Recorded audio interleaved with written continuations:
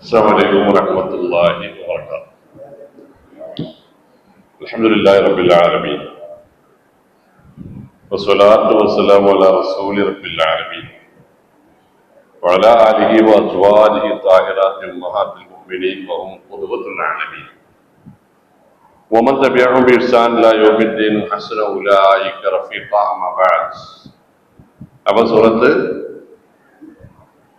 الحجرات ഫത്തഹ ആണ് എടുത്തു തീർത്തത് അല്ലേ? അപ്പൊ പേജ് നമ്പർ 515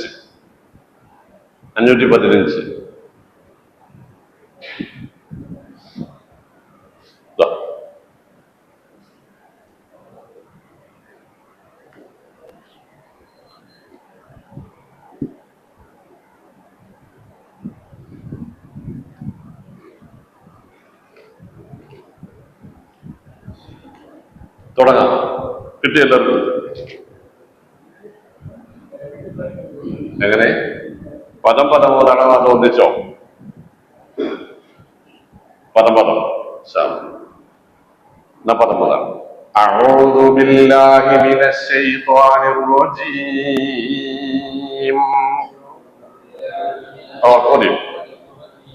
بسم الله الرحمن الرحيم.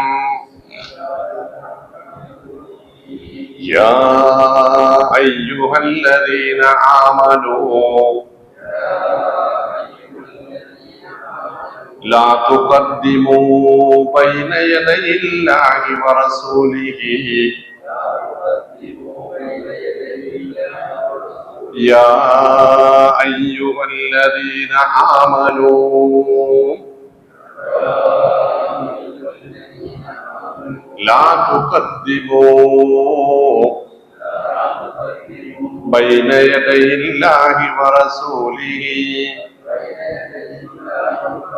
واتقوا الله إن الله سميع عليم.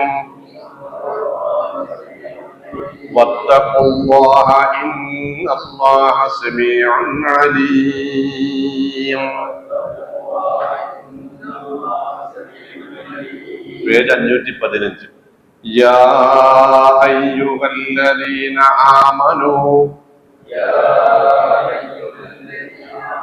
لا ترفعوا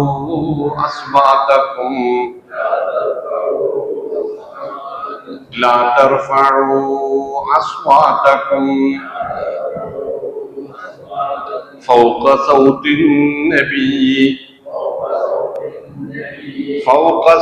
النبي ولا تجهروا له بالقول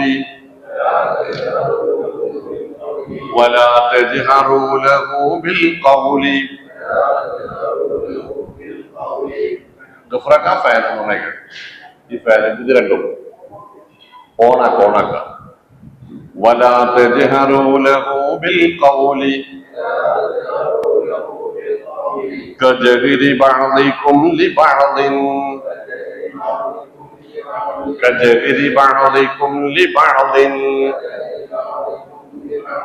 أن تحبط أعمالكم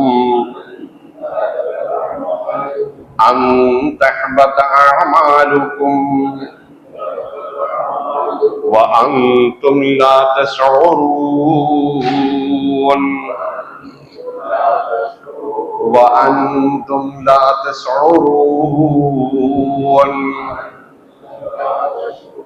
إن الذين يغضون أصواتهم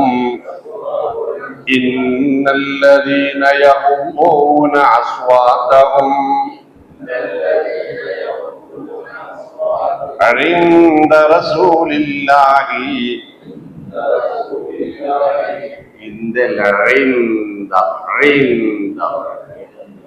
ഏറ്റവും ഇടനേറുന്ന അക്ഷരങ്ങളിൽ ഒന്ന് ഐന. അതിന് ശബ്ദ വന്നാൽ പിന്നെ പറയുമല്ല. ഈ ആട്ടുകല്ല് ഓർമ്മയുള്ള ആളുകൾക്ക് അറിയാം. ആട്ടുകല്ലിൽ അരിയിട്ട് അത് അരഞ്ഞാൽ പിന്നെ അതിങ്ങനെ കുഴഞ്ഞിങ്ങനെ കയറി വരില്ലേ? അതുപോലെ അഴയിൽ ഇങ്ങനെ വായി കിടന്ന് നാവ് കുഴഞ്ഞാൽ മാത്രമേ അഴയിൽ പുറത്തേക്ക് വരുള്ളൂ. عند رسول الله عند رسول الله أولئك الذين امتحن الله أولئك الذين امتحن الله قلوبهم للتقوى قلوبهم للتقوى لهم مغفرة وأجر عظيم لهم مغفرة وأجر عظيم إن الذين ينادونك إن الذين ينادونك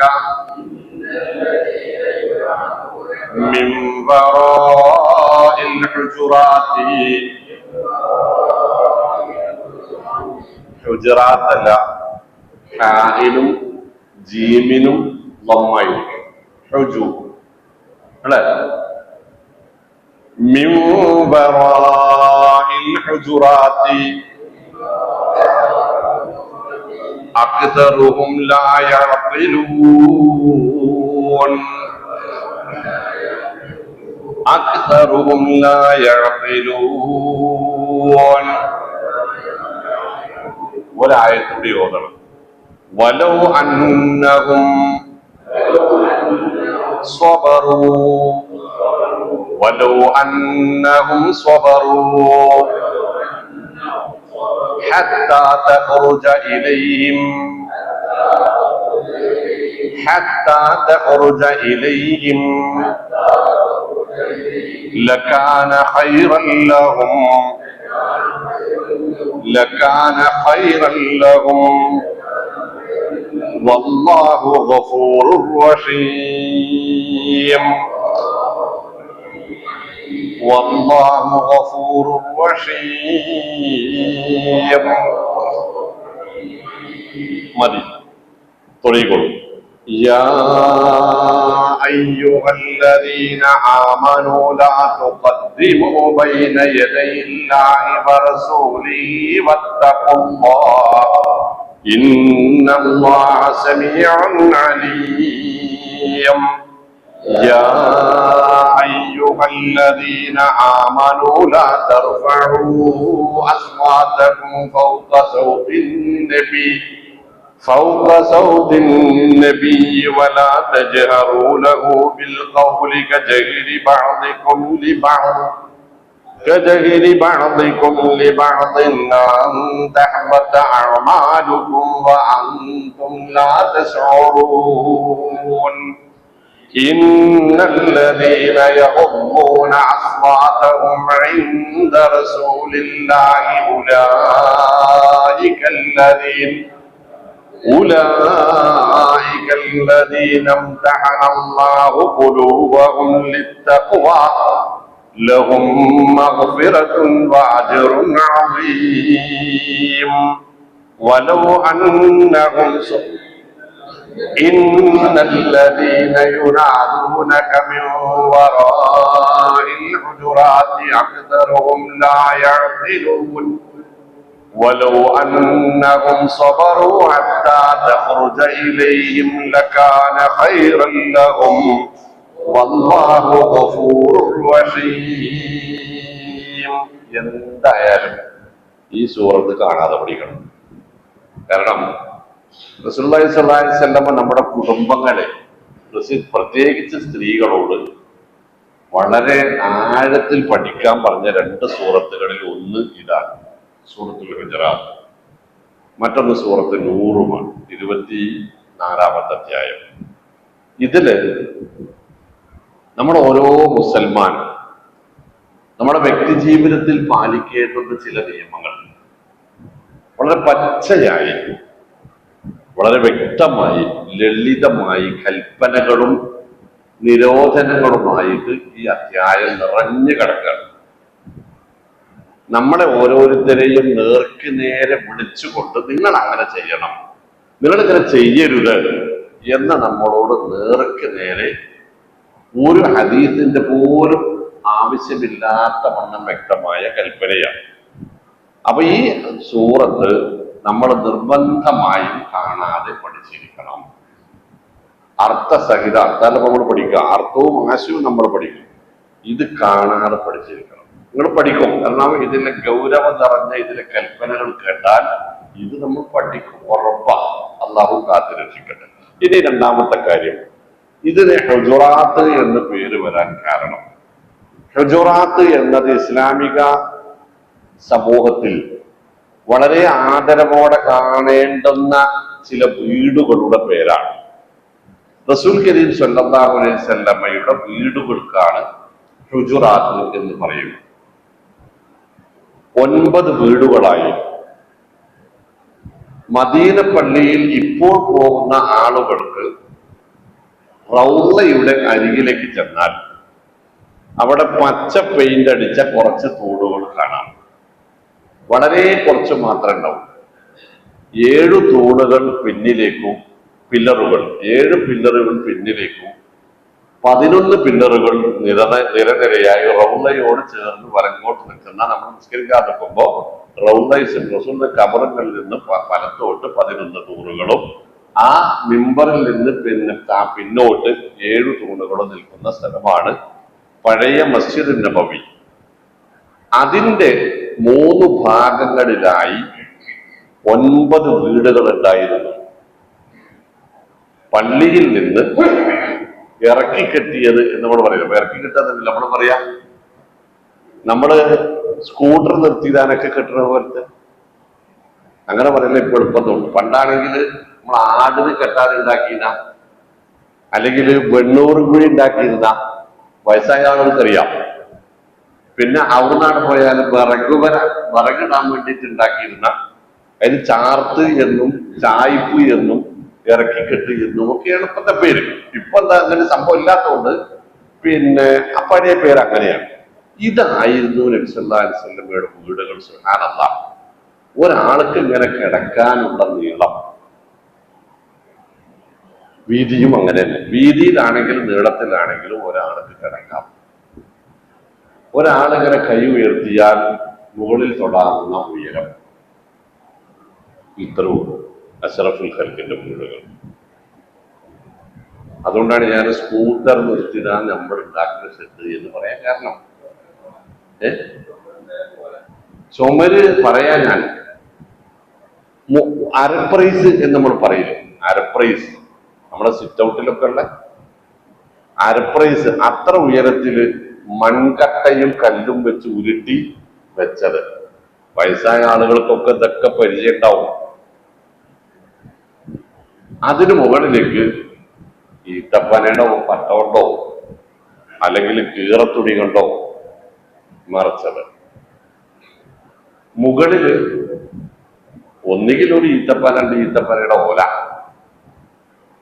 അല്ലെങ്കിൽ ഏതോ ആരുടെയോ കീറത്തുണി അതിങ്ങനെ കെട്ടിയത്. വെയില് വന്നാൽ അതിന്റെ ഓട്ട വെയില് വീടിന്റെ ഉള്ളില്, മഴ പെയ്താൽ അതും അതിന്റെ ഉള്ളില്. ഇതിനാണ് ഹുജറാത്ത് എന്ന് പറയുക. നിങ്ങൾ ആലോചിച്ചു നോക്കണേ. ഉമർ റളിയല്ലാഹു അൻഹു ഒരിക്കൽ പറയണ്ടായി, നബിയെ, കിസ്റ കൈസർമാരുടെ കൊട്ടാരങ്ങൾ ഞാൻ കണ്ടിട്ടുണ്ട്, അവരൊക്കെ അനുഭവിക്കുന്ന ആഡംബരങ്ങൾ ഞാൻ കണ്ടിട്ടുണ്ട്. അവരൊക്കെ കേവലം ഭൂമിയിലെ രാജാക്കന്മാർ മാത്രമാണ്. എന്നിട്ടും അങ്ങാവട്ടെ ഭൂമിയിലെ രാജാവുമാണ്, അള്ളാഹുവിന്റെ ശ്രേഷ്ഠ സൃഷ്ടിയുമാണ്. അങ്ങയുടെ മുതുകത്താണല്ലോ ഞാൻ ഈ കാണുന്നത് ഈത്തപ്പനയുടെ ഓലയുടെ ഈർക്കിളിന്റെ പാടുകൾ കണ്ടപ്പെടാന്ന് പറഞ്ഞു. നബി, അങ്ങേക്ക് ഞാൻ നല്ല ഒരു കട്ടിലും കിടക്കയും എങ്ങനെയെങ്കിലും സമ്പാദിക്കാം, അത് തരട്ടെ എന്ന് ചോദിച്ചപ്പോ മെല്ലെ ഒന്ന് ചിരിച്ചിട്ട് റസൂൽ സല്ലല്ലാഹു അലൈഹി വസല്ലം പറഞ്ഞു, മാലി വലിദുനിയ യാ ഉമർ.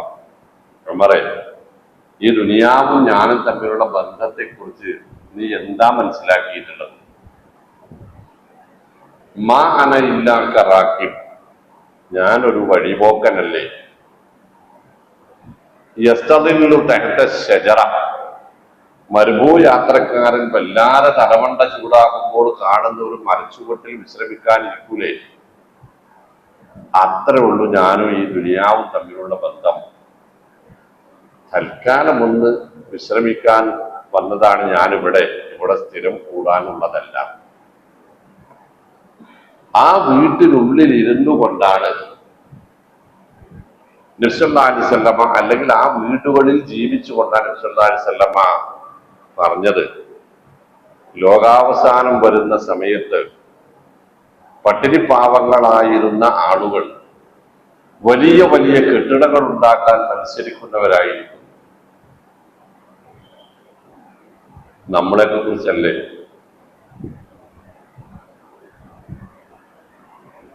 ചെരുപ്പില്ലാതെ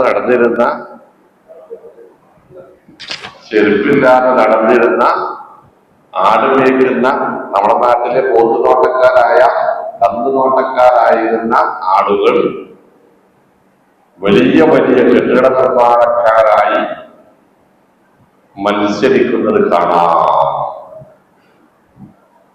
അത് ഖിയാമത്തിന്റെ അടയാളാണ്. അല്ലാഹു നമ്മളെ കാത്തുരക്ഷിക്കട്ടെ. വലിയ വലിയ കെട്ടിടങ്ങൾ ഉണ്ടാക്കാനും വീടുണ്ടാക്കാനും ഒക്കെ നമുക്ക് അനുവാദം ഉണ്ടോ? ഇല്ലാന്നല്ല ഞാൻ പറഞ്ഞത്. പക്ഷേ ഖിയാമത്ത് വരുന്ന കാലത്ത് ആളുകൾക്കുണ്ടാകുന്ന സ്വഭാവ ദൂഷ്യങ്ങളെ കുറിച്ച് പഠിപ്പിച്ച റസൂലുള്ളാഹി സ്വല്ലല്ലാഹു പറഞ്ഞത്, യുഹിബ്ബൂന ഖംസൻ വയൻസൗന ഖംസൻ എന്നാണ്. 5 കാര്യങ്ങളോട് അവർക്ക് വലിയ സ്നേഹമായിരിക്കും, അത് മറക്കേണ്ടുന്ന കാര്യങ്ങളാണ് ആ 5. വയൻസൗന ഖംസൻ, 5 കാര്യങ്ങളെ കുറിച്ച് അവർക്ക് ഓർമ്മയും ഉണ്ടാവില്ല, അതാവട്ടെ എപ്പോഴും ഓർത്തു വെക്കേണ്ടുന്ന കാര്യങ്ങളുമാണ്. എപ്പോഴും ഓർത്തു വെക്കേണ്ടുന്ന കാര്യങ്ങൾ, ഒന്ന് ഖാലിഖായ അല്ലാഹുവിനെ കുറിച്ച്, മറ്റൊന്ന് മരണാനന്തര ജീവിതത്തെ കുറിച്ച്, മറ്റൊന്ന് സമ്പാദിക്കുന്നതിന്റെ കണക്ക് അവതരിപ്പിക്കേണ്ടി വരുന്നതിനെ കുറിച്ച്, മറ്റൊന്ന് ഖബറുകളെ കുറിച്ച്, മറ്റൊന്ന് മരണത്തെക്കുറിച്ച്. മറക്കും മനുഷ്യന്മാരെ ഓർമ്മ ഉണ്ടാവില്ല.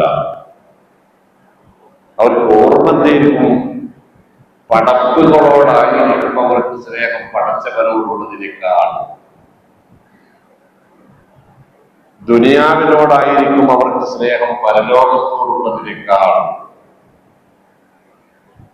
സമ്പത്തിനോടായിരിക്കും അവർക്ക് സ്നേഹം അതിന്റെ വിചാരണ നേരിടേണ്ടി വരും എന്നതിനേക്കാൾ കൂടുതൽ. കൊട്ടാരങ്ങളോടായിരിക്കും അവർക്ക് സ്നേഹം ഖബറുകളെക്കാൾ കൂടുതൽ. ജീവിക്കാനുള്ള മോഹമായിരിക്കും കൂടുതൽ മരണം എന്നതിനെ മറന്നിട്ടുണ്ടാകും. ഇതൊക്കെ എവിടെ ഇരുന്നിട്ടാ പറയണമെന്നാണ് ശകൽ. അപ്പൊ ആ വീടുകളാണ് ഹൂദ് നബിയുടെ പ്രബോധനങ്ങളിൽ കാണാൻ തബ്നൂന ബികുല്ലി റിഇൻ ആയതൻ തഅബദൂൻ വതൻഅതൂന മസാലിഅ ലഅല്ലകും തഖ്ലുദൂൻ. വെറുതെ ഒരു ആവശ്യമില്ലാത്ത കെട്ടിടങ്ങൾ ഉണ്ടാക്കി കളിക്കടങ്ങളില്ലേ എന്നൊക്കെയാണ് ഹൂദ് നബി അലൈഹിസ്സലാം ആദ്യ സമുദായത്തോട് ചോദിച്ചത്. ഇന്ന് ഇവിടെ ഇരുന്ന് എനിക്ക് നിങ്ങളോട് ചോദിക്കാം, നിങ്ങൾക്ക് അവിടെ ഇരുന്ന് എന്നോട് ചോദിക്കാം അല്ലേ? 2 3 ആളുകളുള്ള വീട്, ആളുകൾക്ക് താമസിക്കാൻ 4000-5000 സ്ക്വയർ ഫീറ്റുള്ള വീടുണ്ടാക്കുന്നു. എന്നിട്ട് സിറ്റ് ഔട്ടിൽ നിന്ന് അടുക്കളയിലേക്ക് ഇന്റർകോം സംവിധാനിക്കും. അതബ്നൂന ബികുല്ലി റിഇൻ ആയതൻ തഅബദൂൻ. കളിതമാശയായി കൊട്ടാരങ്ങൾ ഉണ്ടാക്കുകയാണ് നിങ്ങളില്ലേ.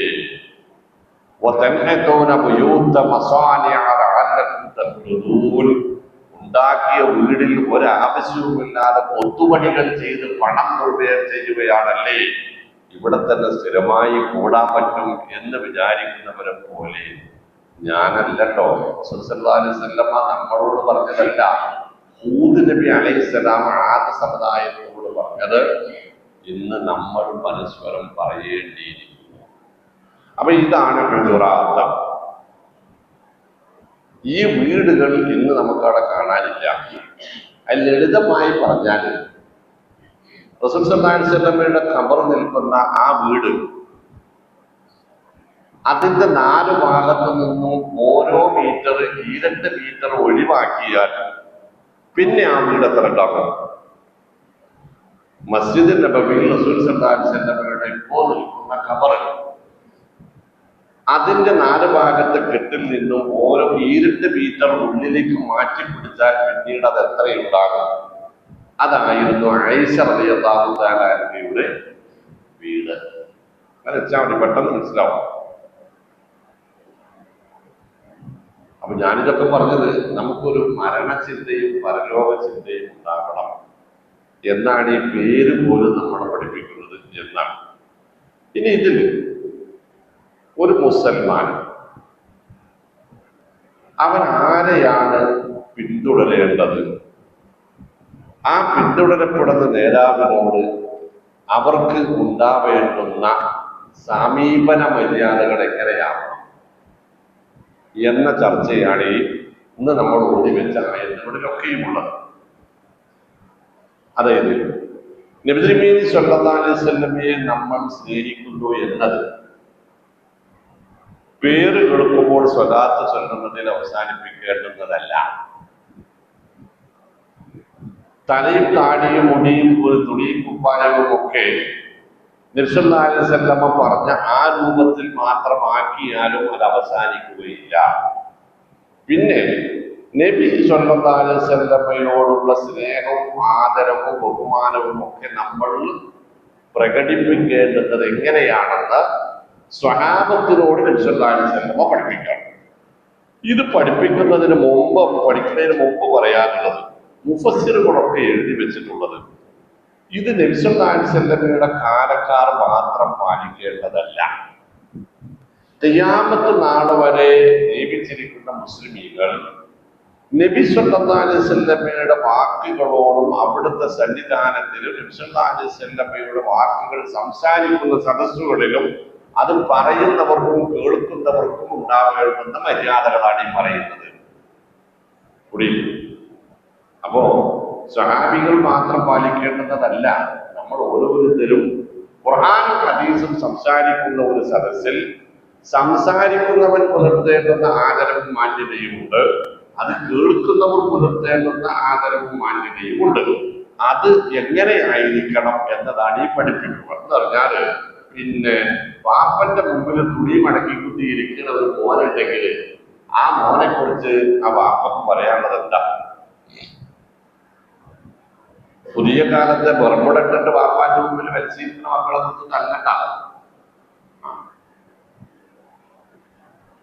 നമ്മൾ അംഗീകരിക്കും? ഇല്ലല്ലോ. അന്നബിയ്യു ഔലാ ബിൽ മുഅ്മിനീന മിൻ അൻഫുസിഹിം.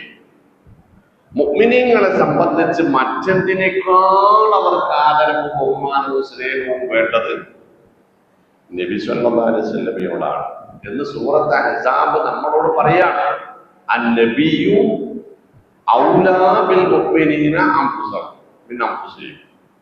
മുഅ്മിനീങ്ങൾക്ക് ഏറ്റവും ആദരവും ബഹുമാനവും വേണ്ടത്, സ്നേഹം വേണ്ടത്, അനുസരണം വേണ്ടത് റസൂലുള്ളാഹി സ്വല്ലല്ലാഹു അലൈഹി വസല്ലമ തങ്ങളോടാണ്. അത് നമ്മൾ പേര് കേൾക്കുമ്പോൾ ഒരു സ്വലാത്ത് ചൊല്ലുന്നതിൽ അവസാനിക്കുകയില്ല. അത് വെച്ചിട്ട് സ്വലാത്ത് ചൊല്ലാതിരിക്കണ്ട. നബി സല്ലല്ലാഹു അലൈഹി വസല്ലമയുടെ പേര് കേൾക്കുമ്പോൾ സ്വലാത്ത് ചൊല്ലാതിരിക്കുന്നവൻ പരലോകത്ത് സങ്കടപ്പെടേണ്ടി വരും എന്ന് നബി തങ്ങൾ പഠിപ്പിച്ചിട്ടുണ്ട്. സ്വല്ലല്ലാഹു അലൈഹി വസല്ലം മൻ ദുഖിറ ഇൻദ ഉസ്മി ഫലം യുസല്ലി അലയ്യ ഫഹുവൽ ബഖീലു മിൻ ഉമ്മത്തി എന്നാണ്. എന്റെ സമുദായത്തിലെ പിശുക്കനാരാണ്? എന്റെ പേര് കേട്ടിട്ട് സ്വലാത്ത് ചൊല്ലാത്തവൻ. എന്റെ പേര് കേട്ടിട്ട് സ്വലാത്ത് ചൊല്ലാത്തവർക്ക് ഖിയാമത്ത് നാളിൽ അവൻ കണ്ണീരൊഴുക്കേണ്ടി വരും. എന്റെ പേര് കേട്ട് സ്വലാത്ത് ചൊല്ലാതിരുന്നാൽ എന്നാണ്. അപ്പൊ ഈ ഒരു ആദ്യം ഒരു അടിത്തറയിൽ നിന്നുകൊണ്ട് നമ്മൾ ഇങ്ങനെ പോവാണ്. യാ അയ്യുഹല്ലദീന ആമനു ഒന്നാമത്തെ കൽപ്പനയാണ്. നബി സല്ലല്ലാഹു അലൈഹി വസല്ലമയോട് മുഅ്മിനീങ്ങൾ പുലർത്തേണ്ടുന്ന ഒന്നാമത്തെ മര്യാദ ആദരവെന്താണ്? യാ അയ്യുഹല്ലദീന ആമനു, നിങ്ങൾ വിശ്വാസികളാണെങ്കിൽ മുഅ്മിനീങ്ങളെ എന്താണ്? ലാ തുഖദ്ദിമു, നിങ്ങൾ മുൻകടന്ന് തീരുമാനങ്ങൾ എടുക്കരുത്, നിങ്ങൾ മുൻകൂട്ടി നിലപാടുകൾ എടുക്കരുത്, ഒരു വിഷയത്തിനും എടുക്കരുത്. മതപരമോ വ്യക്തിപരമോ കുടുംബപരമോ ആയ ഒരു വിഷയത്തിനും നിങ്ങളുടെ നിലപാട് പറയരുത്. എപ്പോ? മുൻകൂട്ടി പറയരുത്. ആർക്ക് മുമ്പ്?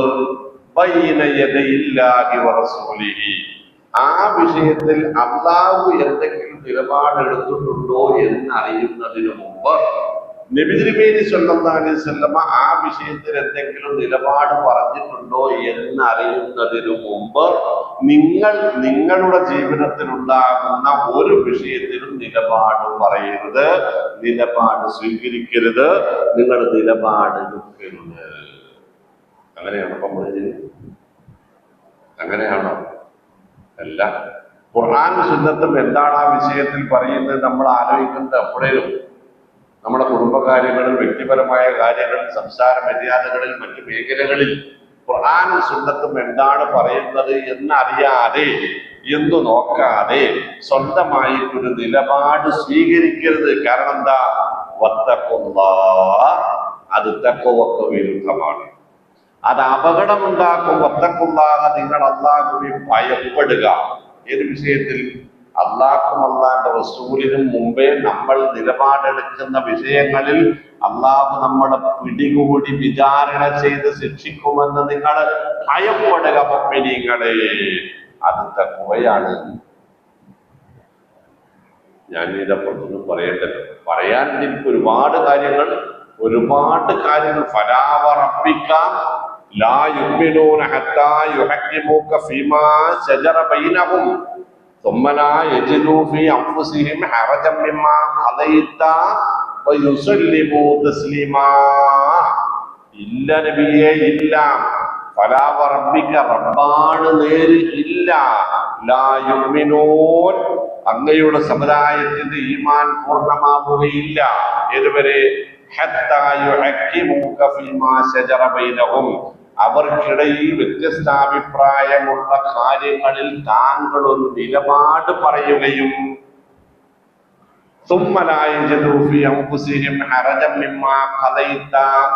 താങ്കൾ പറഞ്ഞ ആ നിലപാട് അംഗീകരിക്കാൻ ഒരു മടിയുമില്ലാതിരിക്കുകയും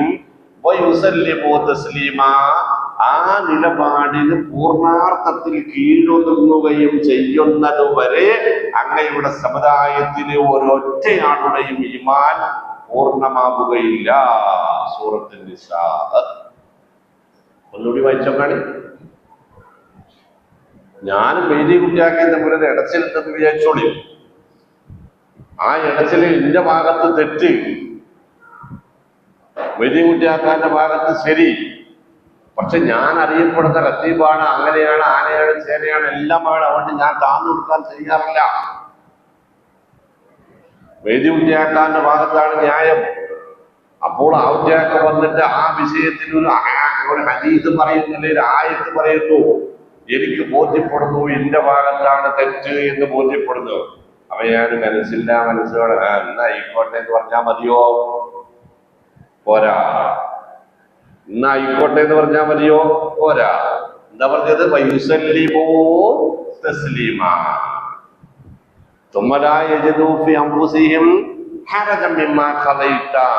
റസൂലുള്ളാഹിന്റെ സ്വല്ലല്ലാഹു അലൈഹി വസല്ലം ആ നിലപാടിന് ഞാൻ പൂർണ്ണാർത്ഥത്തിൽ വിധേയനാവണം, അത് സന്തോഷത്തോടു കൂടി അംഗീകരിക്കണം, ഒരു വിഷമവും എനിക്കുണ്ടാകാൻ പാടില്ല.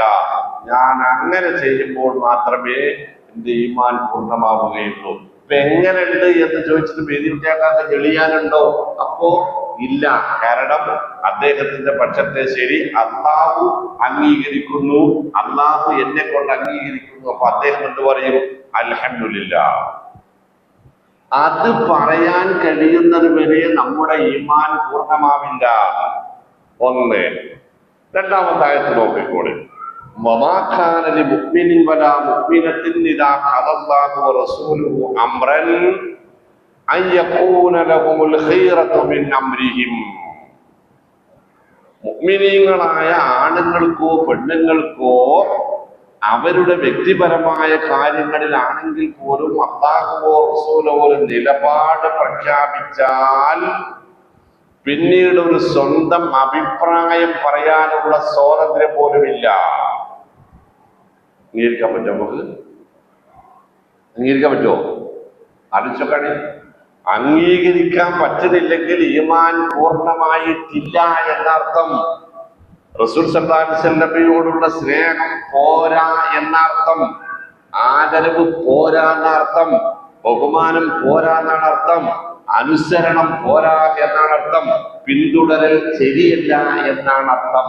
അങ്ങനെയെങ്കിൽ സുന്നി മുജാഹിദ് ആരാവട്ടെ, ആർക്കാണ് ഈ തരത്തിലുള്ള ഒരു പ്രവാചക സ്നേഹം നോക്കാണ്? ഉസ്താദ് ഞങ്ങൾക്കുണ്ടോ? കേൾക്കിടങ്ങൾക്കുണ്ടോ? നാട്ടു പ്രമാണിമാർക്കുണ്ടോ? മഹല്ല് കമ്മിറ്റിക്കാർക്കുണ്ടോ? എനിക്ക് അനുകൂലമായിട്ട് കിതാബ് സുന്നത്തിലുണ്ടെങ്കിൽ എനിക്ക് സന്തോഷമാണ്. എനിക്കെതിരായിട്ട് വരുമ്പോ ഞാൻ നിവൃത്തികേട് കൊണ്ടാണ് അംഗീകരിക്കാതല്ലാതെ ഉണ്ടോ? ആവശ്യം ഗൾഫിൽ പോയി ജീവിച്ച ആൾക്കാർക്ക് അറിയല്ലോ, രണ്ടാളുകൾ തമ്മിൽ ചെറിയ ശണ്ട ഉണ്ടാകുമ്പോ മൂന്നാമത്തെ ഒരാൾ വന്നിട്ട് മദ്യം പറയൽ എങ്ങനെയാണ്? സ്വല്ലു അല നബി അല്ലേ? സ്വല്ലു അല നബി. രണ്ടാൾ അല്ലാഹു സ്വല്ലി അലാ മുഹമ്മദ് എന്നൊരു പ്രശ്നം അവസാനിച്ച്. കാരണം എന്താ? റസൂലാണ് നമുക്ക് വിധി പറയാൻ. റസൂലിന്റെ പേര് കൊണ്ട് വന്നാൽ പിന്നെ ഞങ്ങൾക്ക് അവിടെ നിലപാടില്ല. ഞങ്ങൾ പിന്നെ അവിടെ ഒന്നുമല്ല, അത് ഞങ്ങൾ തയ്യാറാണ് എന്ന് പറയാൻ അവർ സന്നദ്ധരാണ്. നമ്മൾ പക്ഷേ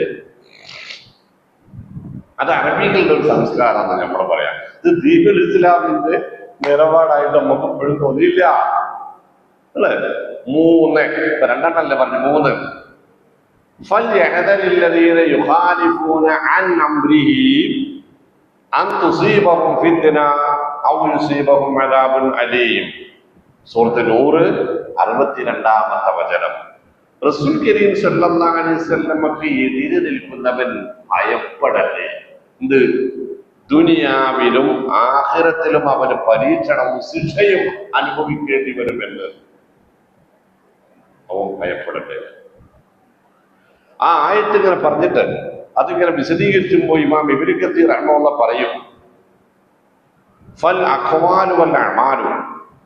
അപ്പോൾ മുഅ്മിനീങ്ങളിൽ നിന്നുണ്ടാകുന്ന ഓരോ വാക്കും ഓരോ പ്രവൃത്തിയും തൂസനു ബിൽ കിതാബി വസ്സുന്ന, ഖുർആനിനോടും സുന്നത്തിനോടും താരതമ്യം ചെയ്ത് നോക്കണം. ഫമാ വാഫഖ, അതിനോട് യോജിച്ചതാണ് നമ്മുടെ വാക്കും പ്രവൃത്തിയുമെങ്കിൽ ഖുബില, അത് ആര് പറഞ്ഞതാണെങ്കിലും ആര് ചെയ്തതാണെങ്കിലും നമുക്ക് സ്വീകാര്യമാണ്. വമാ ഖാലഫ, എന്നാൽ അതിനോട് എതിരാണ് എങ്കിൽ ഫമർദൂദുൻ, അത് തള്ളണം, അത് ഒഴിവാക്കണം, അത് ജീവിതത്തിൽ പിന്നീട് ഉണ്ടാവാൻ പാടില്ല. അലാ ഖാഇലിഹി വഫാഇലിഹി, ആരാണോ അത് പറഞ്ഞത്, ആരാണോ ചെയ്തത് പോട്ടെ, അത് അവനിലേക്ക് മടക്കാം, അത് നിങ്ങൾ ഏറ്റുപിടിക്കാൻ പോണ്ട. കാഇനം മൻ കാൻ എന്നാണ്. അത് പറഞ്ഞത് എത്ര വലിയ കൊമ്പനാണെങ്കിലും എത്ര വലിയ വമ്പനാണെങ്കിലും അത് ഏറ്റെടുക്കണ്ട. നമ്മൾ അല്ലാഹുവിന്റെയും റസൂലിന്റെയും സ്വല്ലല്ലാഹു അലൈഹി വസല്ലം ഒപ്പം നിൽക്കണം. ഇനി ആയിരുന്നു കൂടി വായിച്ചോക്കണി. യാ അയ്യുഹല്ലദീന ആമനൂ ലാ തുഖദ്ദിമൂ ബൈന യദയില്ലാഹി വറസൂലി, അല്ലാഹുവിനോ അവന്റെ ദൂതനോ മുമ്പിൽ കയറി ഒരു നിലപാടെടുക്കരുത്. അപ്പൊ ഒന്ന് അന്വേഷിക്കണം, നല്ലതാ. ഏത് കാര്യം വരുമ്പോഴും ഒന്ന് അന്വേഷിക്കുക, ഒന്ന് ആലോചിക്കുക, ശരിയാണോ, ഞാനൊരു മുസ്ലിം അല്ലേ, എനിക്ക് ഇങ്ങനെ ചെയ്യാൻ പറ്റുമോ, അറിയില്ലല്ലോ പഠിച്ചവനെ, ആരോടൊന്ന് ചോദിക്കാൻ പറ്റുന്ന ആൾക്കാരോട് ചോദിച്ചാൽ നിങ്ങൾക്ക് അറിയില്ലെങ്കിൽ അപ്പൊ അവിടെ ഉണ്ടാവും ഒരു നിലപാട്. അതിനനുസരിച്ച് തീരുമാനിക്കാന്ന് പറയാം. എന്തെങ്കിലും ഒരു സംസാരം വരുമ്പോ അതിൽ നിലപാടെടുക്കേണ്ടി വരുമ്പോ ഖുർആൻ സുന്നത്തിനനുസരിച്ച് തീരുമാനിക്കാം എന്ന് പറയുന്നിടത്തേക്ക് നമ്മൾ എത്തണം. ദസ്തൂറുൽ മുസ്ലിമീന അൽ ഖുർആൻ വസുന്ന എന്നാണ്. മുസ്ലിമീങ്ങളുടെ ഭരണഘടന ഖുർആൻ സുന്നത്തുമാണ്. അതിലേക്ക് വരണം. അതിന് സന്തോഷത്തോടുകൂടി അംഗീകരിക്കാൻ കഴിയണം. ഇത് തൗഹീദിന്റെ ഇബാദത്തുകളുടെ കാര്യത്തിലല്ല ഈ പറഞ്ഞു ഞാനിട്ടോ. അത് ഉൾപ്പെടെ നമ്മുടെ വ്യക്തിപരമായ വിഷയങ്ങളിൽ പോലും നമ്മൾ ഖുർആനും സുന്നത്തിനും മുൻഗണന നൽകണം. നമ്മുടെ അഭിപ്രായങ്ങൾക്ക് വില ഉള്ളത് ഇമാം അഹ്മദ് ബിൻ ഹംബൽ റഹ്മത്തുള്ളാഹി പറയുണ്ടായി. അബൂ ഹനീഫയാണെങ്കിലും മാലിക് ആണെങ്കിലും ഷാഫി ആണെങ്കിലും റബിയ ആണെങ്കിലും സുഫിയാൻ സൗരി ആണെങ്കിലും ആരാണെങ്കിലും ശരി, അവരുടെ വാക്കുകൾക്ക് കേവലം വാക്കുകളുടെ വില വെച്ചാൽ മതി. ഞാൻ ഉൾപ്പെടെയുള്ളവർ അദ്ദേഹം പറയാം, അവരുടെ വാക്കുകൾക്ക് കേവലം വാക്കുകളുടെ വില മാത്രം വെച്ചാൽ മതി. ആ വാക്കുകളോട് നബി തങ്ങളുടെ വാക്ക് യോജിച്ചു വരുന്നില്ല എങ്കിൽ സുബ്ഹാനല്ലാഹ്, ആ വാക്കുകളോട് നബി തങ്ങളുടെ വാക്കുകൾ യോജിച്ചു വരുന്നില്ല എങ്കിൽ ഞങ്ങളുടെ വാക്കുകളെ കേവലം അഭിപ്രായങ്ങളായി കൂട്ടിയാൽ മതി. വൽ ഖൗലു വആഖിറുൽ ഖൗൽ ഖൗൽ റസൂലുള്ളാഹി സ്വല്ലല്ലാഹു അലൈഹി വസല്ലം എന്നാണ് ഇമാം അഹ്മദ് ബിൻ ഹംബൽ പറഞ്ഞത്. കാരണം റഹ്മഹുല്ലാഹ്, വാക്കുകളിൽ അവസാന വാക്ക് ആഖിറുൽ കലാം അത് റസൂലുള്ളാഹിന്റെ വാക്കാണ്. സുബ്ഹാനല്ലാഹ്, അതിനപ്പുറത്തില്ല, അവിടെ നിൽക്കണം. അതിനപ്പുറത്തേക്ക് നമ്മൾ പോകാൻ പാടില്ല. യാ അയ്യുഹല്ലദീന ആമനു ലാ തുഖദ്ദിമൂ ബൈന യദയില്ലാഹി വറസൂലിഹി വത്തഖുല്ലാഹ്. അല്ലാഹു പറഞ്ഞതുകള് ഇന്നല്ലാഹ സമീഉൻ, ഒക്കെ റബ്ബ് കേൾക്കുന്നുണ്ടോ? വല്ലാത്തൊരു ഭീഷണിയാണ് അല്ലേ? നമ്മൾ സാധാരണ പറയുമ്പോൾ അല്ല എല്ലാം കേൾക്കുന്നവനാണ്, എല്ലാം അറിയുന്നവനാണ്, ഞാൻ പോകലാണ്. അങ്ങനെ പോരാ. ഇന്നല്ലാഹ സമീഉൻ, അള്ളാഹു ഇതെല്ലാം സൂക്ഷ്മമായി കേൾക്കുന്നുണ്ട്. ഏത്? നിങ്ങളുടെ നിലപാടുകൾ, വാക്കുകൾ, നിങ്ങളുടെ സംസാരം, നിങ്ങളുടെ കാഴ്ചപ്പാടുകളെല്ലാം അള്ളാഹു സൂക്ഷ്മമായി കേൾക്കുന്നുണ്ട് എന്ന് ബേജാറ് നിങ്ങൾക്ക് വേണം. പിന്നെന്താ പറഞ്ഞത്? അലീം, നിങ്ങളുടെ വികാരങ്ങൾ പോലും ഖുർആനിനും സുന്നത്തിനും എതിരായി വരുന്നുണ്ടോ ഇല്ലയോ എന്നത് റബ്ബ് സുബ്ഹാനഹു വ തആല സൂക്ഷ്മമായി അറിയുന്നുണ്ട് എന്ന ബേജാറ് നിങ്ങൾക്ക് വേണം. അപ്പോഴാണ് നന്നാവുക. അപ്പൊ ഈ സമീഉൻ അലീമില് നമ്മളൊന്ന് ആഴത്തിൽ ഓരോരുത്തരും മനസ്സിനെ ഉറപ്പിക്കണം. എന്റെ മനസ്സിന്റെ മുരളൽ പോലും റബ്ബ് കേൾക്കുന്നുണ്ട്. ആ മുരളലുകളുടെ ആശയം റബ്ബിനറിയാം അല്ലേ?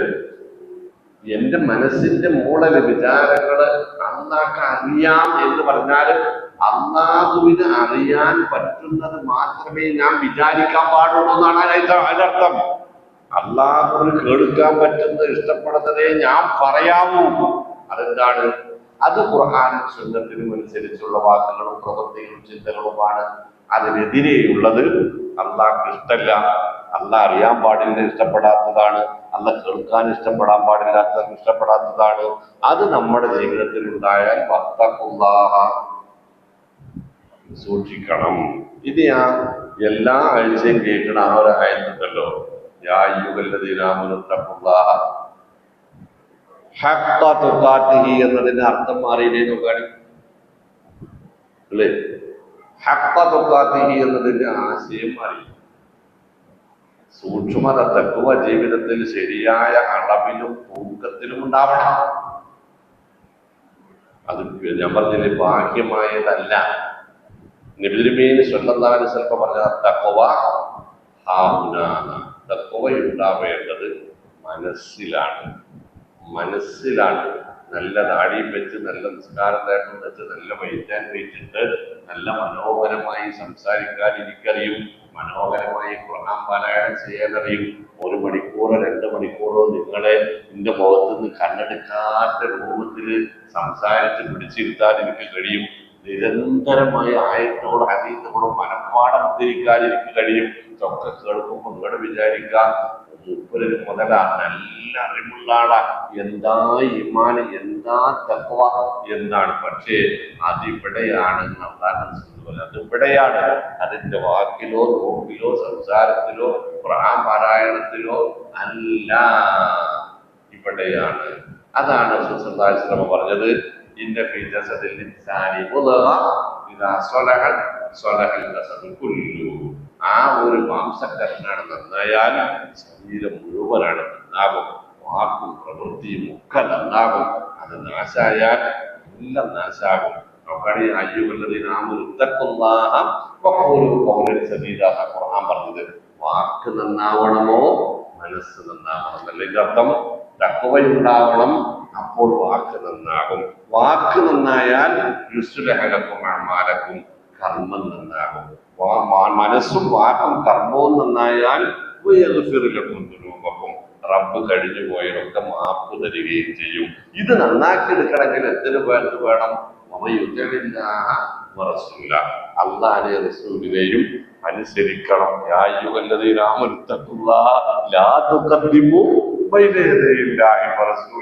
ഇത്ര കൃത്യമായ ഒപ്പിച്ചെടുക്കലാ നോക്കാണി, കൃത്യമായ ഓർമ്മ ഇത്ര നോക്കാണികള് ഇതൊക്കെ റബ്ബിനെ റബ്ബിന്റെ റസൂലിനെ അനുസരിക്കണം. അനുസരിച്ച് ജീവിച്ചാൽ നല്ല മഹത്തായ ഒരു വിജയത്തിലേക്ക് എത്തിപ്പെടാൻ കഴിയും. അല്ലാഹു കൂട്ടത്തിൽ നമ്മുടെ കൊണ്ടുവന്ന് മാറാവട്ടെ. അതുകൊണ്ടാണ് കാണാതെ പഠിക്കണം.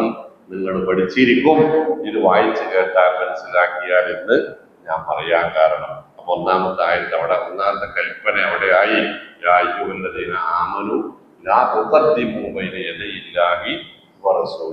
മുഅ്മിനീങ്ങളെ നിങ്ങൾ മുൻകടന്നൊന്നും ചെയ്യരുത്, ബൈന യദയില്ലാഹി, അല്ലാഹുവിന്റെ മുമ്പിൽ കയറിയോ, വറസൂലിഹി, റസൂലിന്റെ മുമ്പിൽ കയറിയോ നിങ്ങൾ ഒരു നിലപാടെടുക്കരുത്.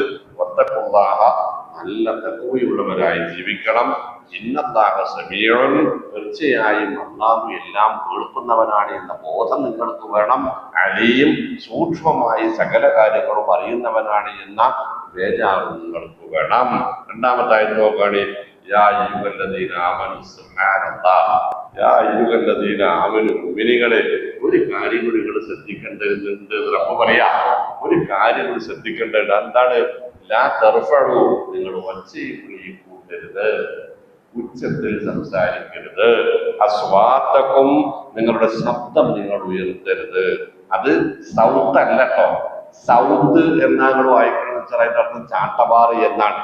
സീന് വാവ് ആണ് ഇതിന്റെ ആദ്യത്തെ അക്ഷരങ്ങളായി നമ്മുടെ സംസാരത്തിൽ വരുന്നത്, വായനയിൽ വരുന്നത് എങ്കിൽ അതിന്റെ അവസാനം ത്വാ ആണ്. സൗത്ത് എന്ന് പറഞ്ഞാല് ചാട്ടവാർ എന്നാണ്.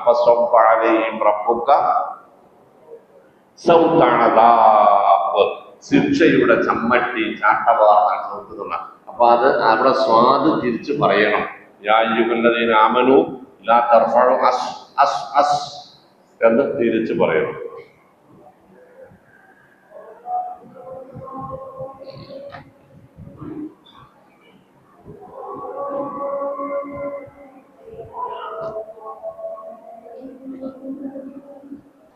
آل محمد كما باركت.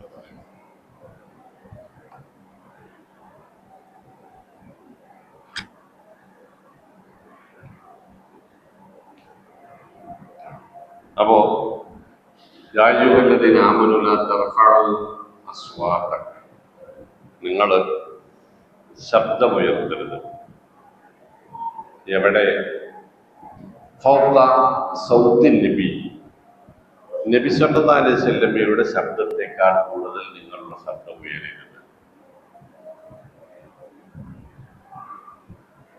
അത് നമുക്ക് ബാധകമല്ല, നിങ്ങൾ പറയാതിരിക്കാൻ വേണ്ടിയിട്ടാണ് ഞാനിത് ഖിയാമത്ത് നാൾ വരെയുള്ള ആളുകൾക്ക് ബാധകമായ നിയമമാണ് ആദ്യം പറഞ്ഞത്. എന്താ അങ്ങനെ ശബ്ദം ഉയർത്തിയാൽ? അവസാനം ഞാൻ പറയാൻ വിശദീകരണം.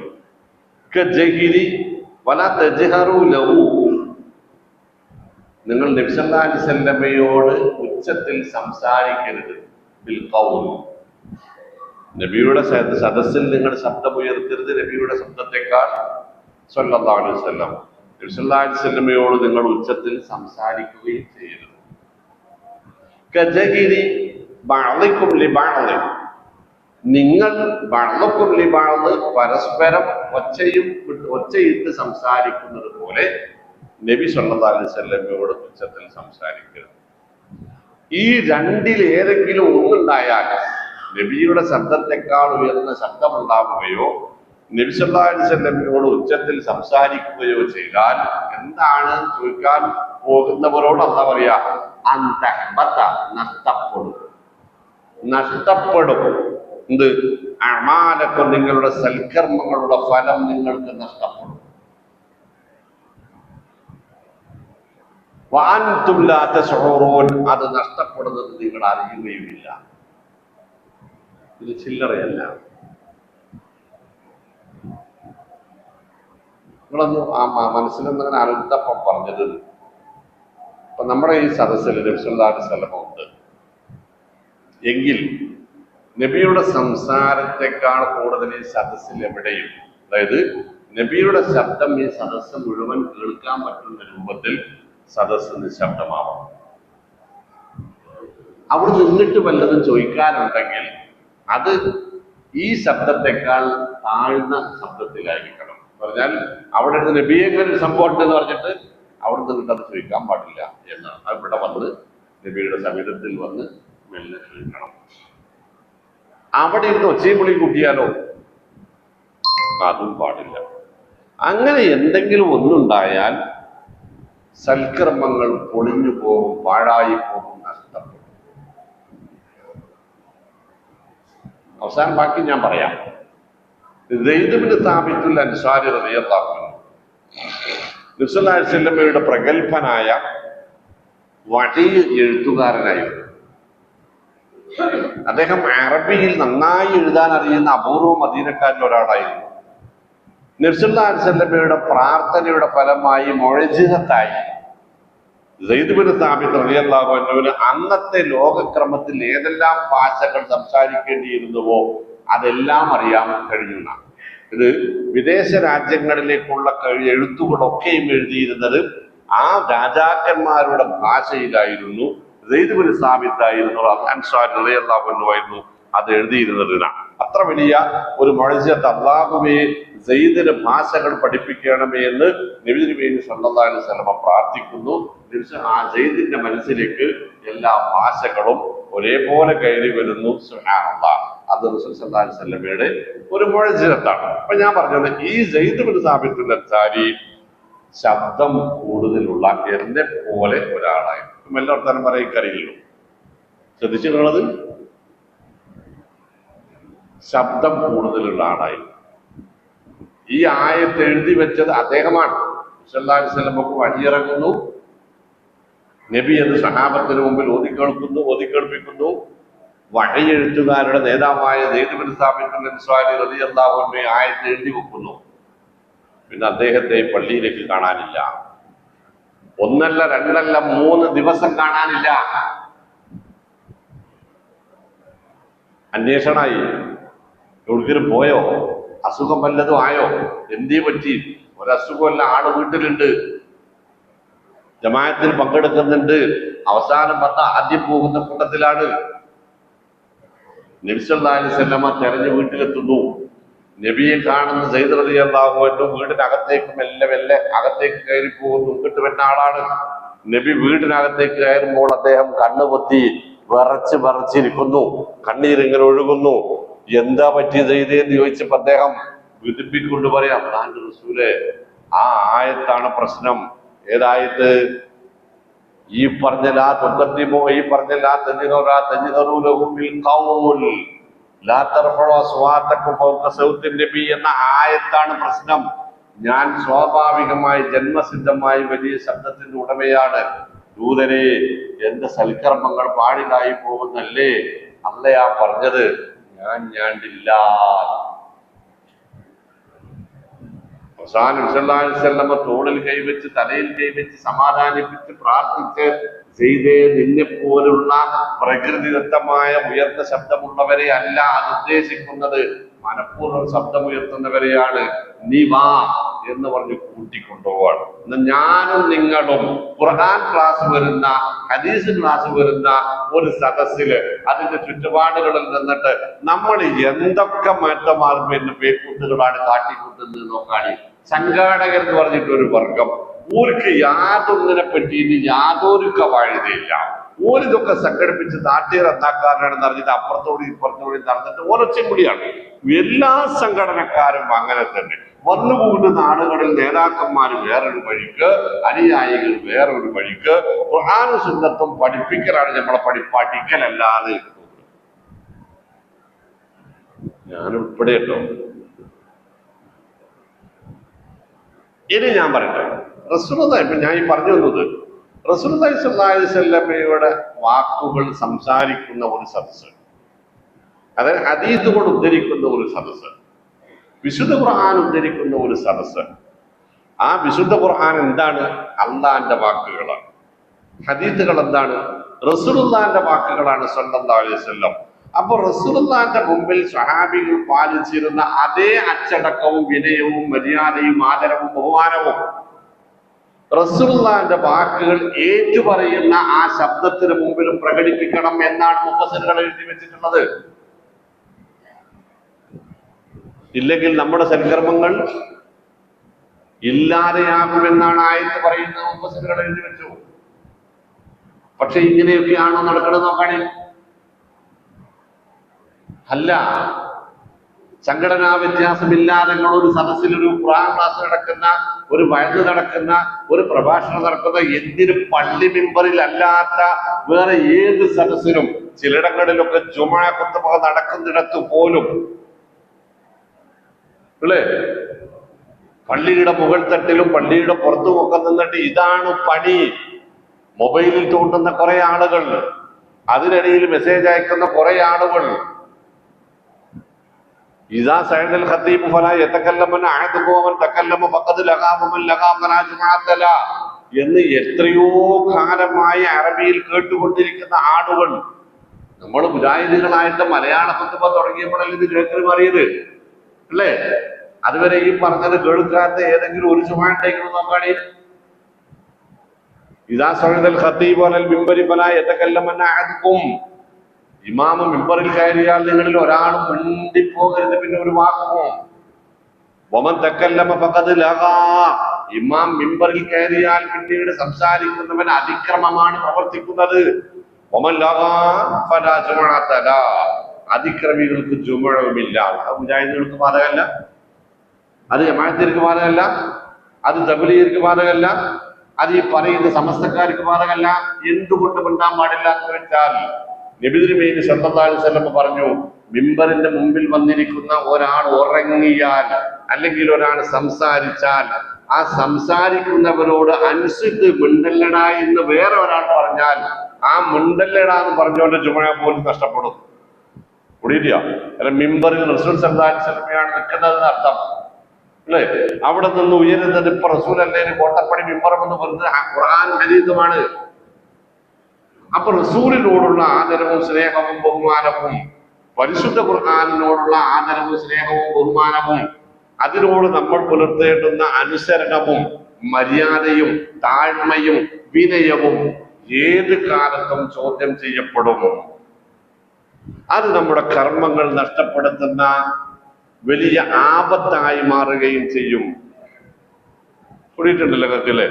യായ്യുഹല്ലദീനാമനു എന്നർത്ഥം പറഞ്ഞോക്കാണ്, വിശ്വാസികളെ, ലാ തർഫഉ, ഉയർത്തരുത്, ഉയർത്തരുത് അസ്വാത്തക്കും, നിങ്ങളുടെ ശബ്ദം, ഫൗഖ സൗത്തിൻ നബി, നബി തങ്ങളുടെ ശബ്ദത്തിന് മുകളിൽ നിങ്ങളുടെ ശബ്ദം നിങ്ങൾ ഉയർത്തരുത്.